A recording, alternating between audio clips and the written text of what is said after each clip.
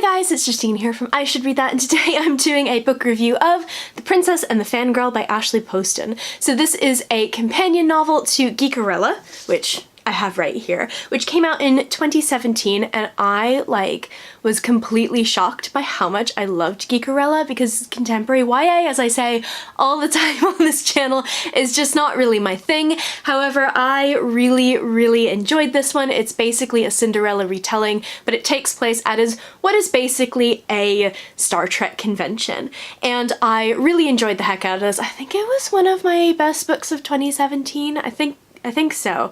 Whatever year I read it, it was one of my best books of that year, and it was just good fun. I really enjoyed this. So, of course, I was very excited when The Princess and the Fangirl was announced. So, first things first, I am borrowing a review copy of this book from one of my friends, so thank you for lending this to me. I did not buy this, however, it is not a book that was sent to me for review. This also does not contain any spoilers. The Princess and the Fangirl is set 1 year after Geekerella, as I said, and it follows two different characters. So our first character, our princess, is Jessica Stone, and you may remember her as the girl who plays Princess Amara in the reboot of Starfield, and she is an actress who hates this whole fandom. She hates the convention scene. She really wants to get out of it. She's an Oscar-nominated actress from a young age, and she thinks that this is just going to tank her career. And at the end of the Starfield film, her fate is kind of left in the balance, so she doesn't know if she's going to have to return as this character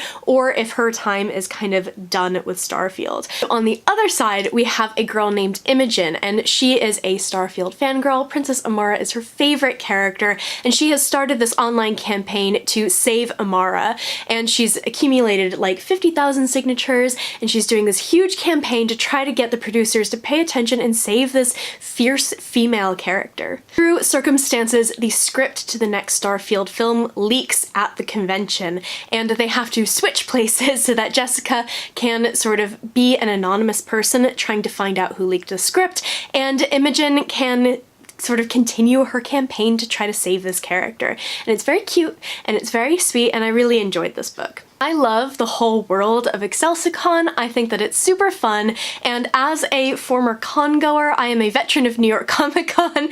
It just feels so incredibly familiar. Everything from the, cosplayers who are like bumping into each other, and, all of the people who are campaigning for different kinds of things, and all of the vendors and all of the panels and all of the crazy things that happen at these conventions felt so incredibly real, and I loved that. Also, as someone who has been to Star Trek conventions and very much enjoys it, I really love the whole kind of Starfield fandom that's included in these books. In terms of our characters, I really liked Jessica, because she is such a interesting character. Imogen I liked, and she was fine, and her romance is really cute because they both get a romance, but Jessica is really where my mind focused. To me, she was such a fascinating character because with Ashley Poston's books, what I expect to get is the darker side of fandom and calling out a lot of the bullshit that happens in these fandoms and in conventions and in kind of geek culture in general. This book was kind of written around the same time that, for example, Kelly Tran was run off of social media by idiot fanboys from Star Wars,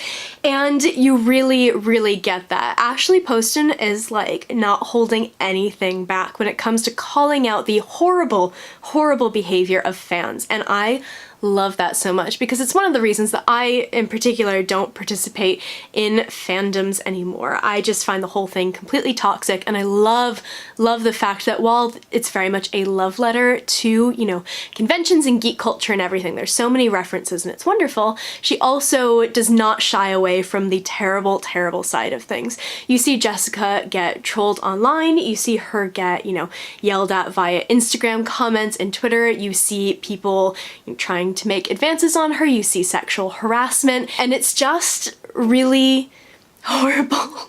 But it's also really refreshing to see that. I loved Jessica's character, and I love the way that she has to kind of stand up to all of these things, and I love the way that Imogen kind of slowly comes to realize all of these things that are happening to this woman who she's kind of guilty of bullying as well. I did think that the romances in this book were a little bit rushed, especially for Jessica. I did think that Imogen's romance got a little bit more focused because her love interest is just present a little bit more in the story in general.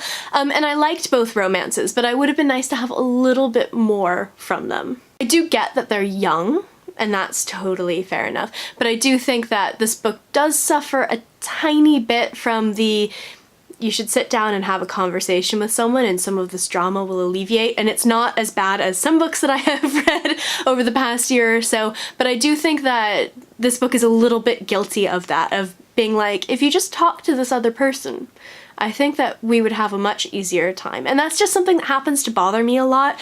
I highly doubt that it's something that's even noticeable to other readers, but it's just one of my kind of like pet peeves in books, and there was a little bit of that. Overall, I gave this book 4 out of 5 stars. I think I gave Geekerella 4.5 out of 5, and I think that is just the Cinderella aspect that I preferred a little bit more. It was a little bit more of a structured kind of story for me, but I did really enjoy this book. I love the fact that it's not all just cute fluff. I love the fact that it's also the sort of, you know, horrible things that these actresses and, you know, women in geek culture have to deal with. I think that it would be very much a mistake for someone to just think that this is a cute and fluffy YA contemporary and nothing else. I definitely think that if you are someone who's interested in fandoms, you should absolutely read these books because they are really fun, but they're also really eye-opening. That is it for this review. Let me know in the comments below if you have read The Princess and the Fangirl or Geekerella, what you thought of them, or if they're in your TBR. I post bookish content to this channel fairly frequently, so go ahead and hit subscribe, check back soon, and I will see you next time.